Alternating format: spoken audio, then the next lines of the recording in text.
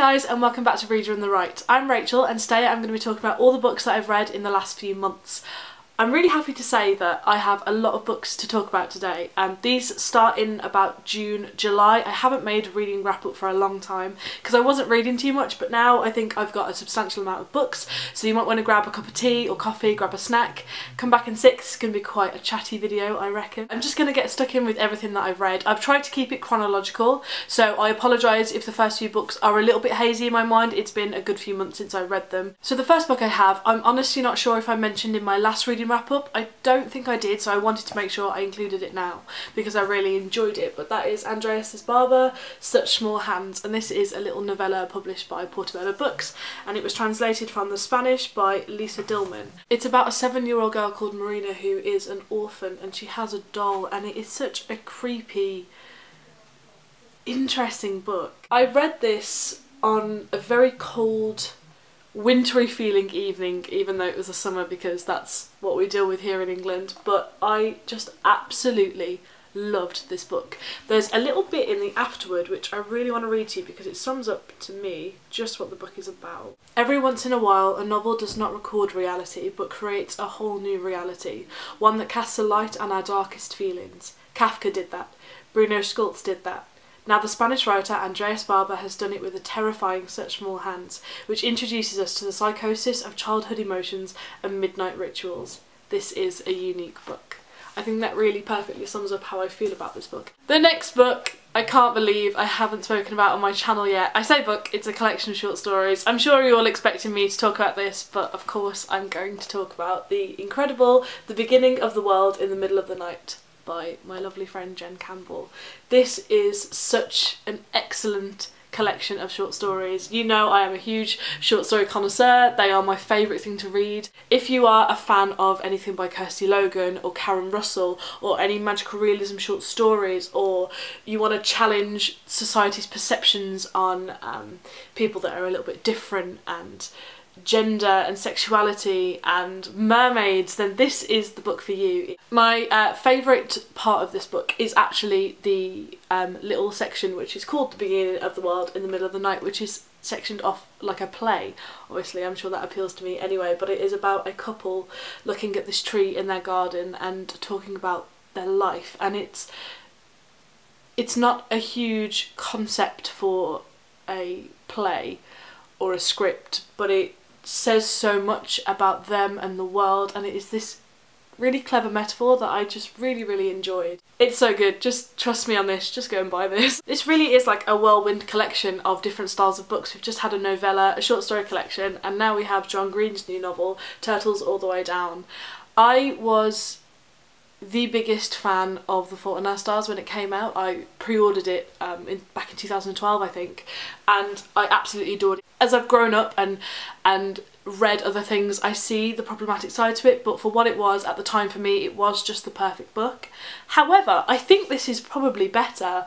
Overall I've seen the reviews of this have been really quite good, and the character of Aza, our main character that we follow, the protagonist, is a really interesting and well developed character. This follows the story of Aza and her best friend Daisy and their relationship with a very rich family and the son Davis Pickett. His father actually goes missing, and that's where our plot sort of leads from. It starts off as this sort of mystery, but then develops much more to do with Aza's obsessive compulsive disorder.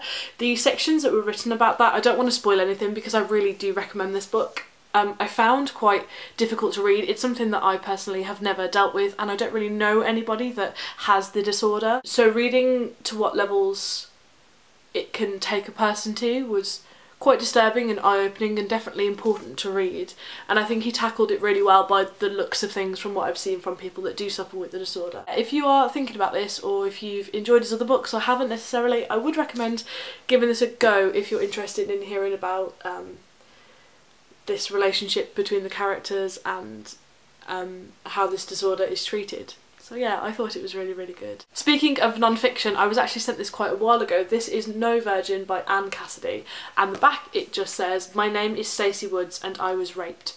A powerful novel from Anne Cassidy. I enjoyed this book from what I can remember.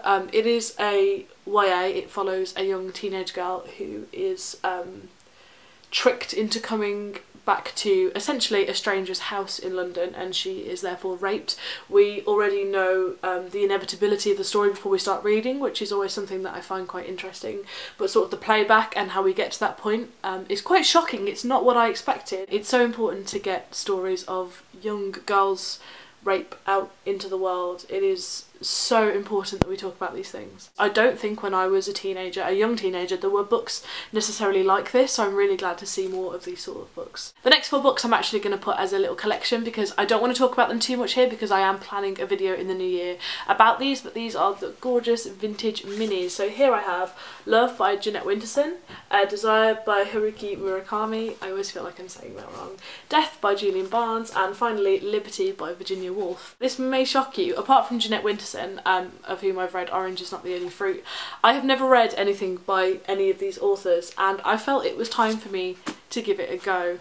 I enjoyed all of these. I think these are the perfect introduction if you haven't read the author, or if you're interested in reading perhaps a select few of their short stories or sections from their books. I think these are absolutely great. Thank you so much to Penguin for sending me a couple, and I did buy a couple myself. I'm hoping to get some more in the new year, and I will do a full video on them, so let me know if you're interested in that. Now we're going to get on to what I think is my favourite section of this video. I have read a lot of feminist non-fiction recently, and I'm really excited to tell you all about it. The first one was very kindly sent to me by Natalie at Granta, and this is Rebecca Solnitz, I think that's how you pronounce it, the mother of all questions further feminism. Very kindly, Natalie actually sectioned 3 chapters that were her favourites that she picked out she thought I'd like, and I really, really liked them. This is much more accessible than I expected it to be. It taught me a lot about what it means to be a feminist in the 21st century. I think the best way for me to fully explain this collection of essays is to just very quickly read you the blurb. So that says, in this urgent and revelatory book from one of the world's leading public intellectuals, Rebecca Solnit opens up a feminism for all of us, one that doesn't stigmatise women's lives, whether they include spouses and children or not, that brings empathy to the silences in men's lives as well as to the silencing of women's lives, that celebrates the way feminism has shifted in recent years, to reclaim rape joke and revise canons and lead us to rethink our everyday lives. This is really encompassing, and it doesn't over dramatise or under dramatise feminism, and it's so accessible, and I just absolutely loved it. This is one of my favourite books of the year, and Rebecca Solnit is such a wonderful and insightful writer, so thank you so much, Nat, for sending me this. Next, I read Emily Witt's Future Sex, A New Kind of Free Love. First of all, I absolutely love the cover of this. I think it looks so cool on camera. This is so interesting. This is about Emily, who is a single straight white woman, and it deals with her researching and looking at dating and sex and pornography and webcam girls. But if you're interested in hearing one woman's depiction of what it's like to be a single woman in her 30s in the world who is a feminist, I can't recommend this anymore. And I love these books. If anybody has anything to recommend like this sort of book, I just love reading these things because it is such a different experience from what I have. Yeah, I loved it. And in a very similar vein, I finally read Laura Bates's Girl Up. I haven't read Everyday Sexism. I feel like that's a book that I need to read.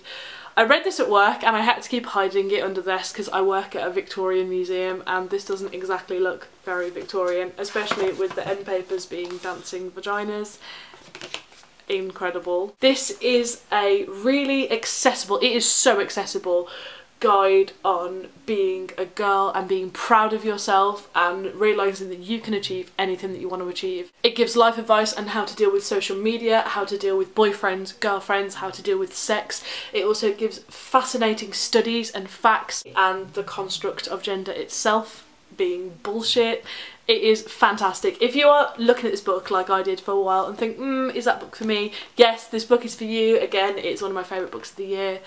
I fucking love this book. That is everything that I have read in full over the last couple of months. I'm now going to talk very quickly about some of the books that I'm currently reading. But this is Terms and Conditions, Life in Girls' Boarding Schools, 1939 to 1979 by Jacinda Maxtone Graham, I think is how you pronounce that. This book essentially recounts the various boarding school lives of people from the Second World War up until the 80s.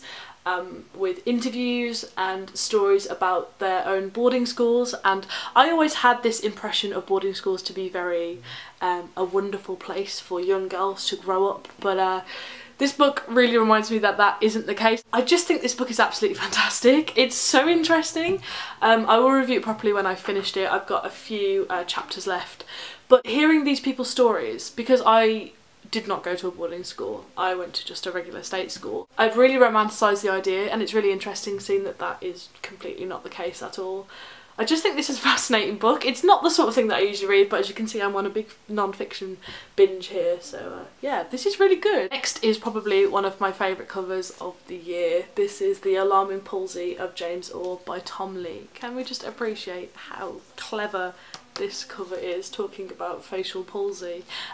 I requested this from Granta, so thank you very much for sending it my way. This is a very, very short book that I've read, I think, I've read 5 chapters on, and I'm already really enjoying it. The blurb says, James Orr, husband, father, reliable employee and all-around model citizen, wakes up one morning to find himself quite transformed. There's no way he can go into the office and the doctors aren't able to help. Waiting for the affliction to pass, he wanders the idyllic estate where he lives, with its pretty woodland, uniform streets and perfectly manicured lawns. But there are cracks in the veneer, and his ordinary existence begins to unravel. It appears that James may not be the man he thought he was. I really like these character-driven situational novellas, and so far I'm really enjoying this. It's written very beautifully, just letting you know that I really, really like this so far. And finally, this is something that I haven't actually started yet, but this is Garland Snow by Dania Kukafka, I think is how you pronounce that. I'm really sorry. I feel like this is the perfect time to read a book like this. I think this is the proof. I don't think it's out till next year, but correct me if I'm wrong, I'm not entirely sure. But again, I'll read you the blurb because I haven't read too much of it. When beloved high school student Lucinda Hayes is found murdered, no one in her sleepy Colorado suburb is untouched. Not the boy who loved her too much, not the girl who wanted her perfect life, not the police officer assigned to investigate. In the aftermath of the tragedy, these 3 indelible characters, Cameron, Jade and Russ, must each confront their darkest secrets in an effort to find solace, the truth, or both. It's not necessarily the sort of book that I go for, but I saw the blurb and just thought that sounded utterly absorbing. I haven't read a good crime, thriller, mystery for quite a while, and I feel like it's the perfect time of year to read a more scary or mysterious book like this. And I think that is everything I have to show you. Thank you all so much for listening. That was a lot of books to get through. I hope there's something there that you are interested in and hopefully pick up. Please do let me know in the comments down below if there's anything there that you think is really interesting or you're going to read. I look forward to making my favourite books of the year. I'm really excited. I'm also going to make an anticipated reads for 2018 and the books that I want to get to in 2018. I'm really going to start building and posting on my channel much more regularly in 2018, so I look forward to that. And thank you all so much for watching. I'll see you in my next video. Bye!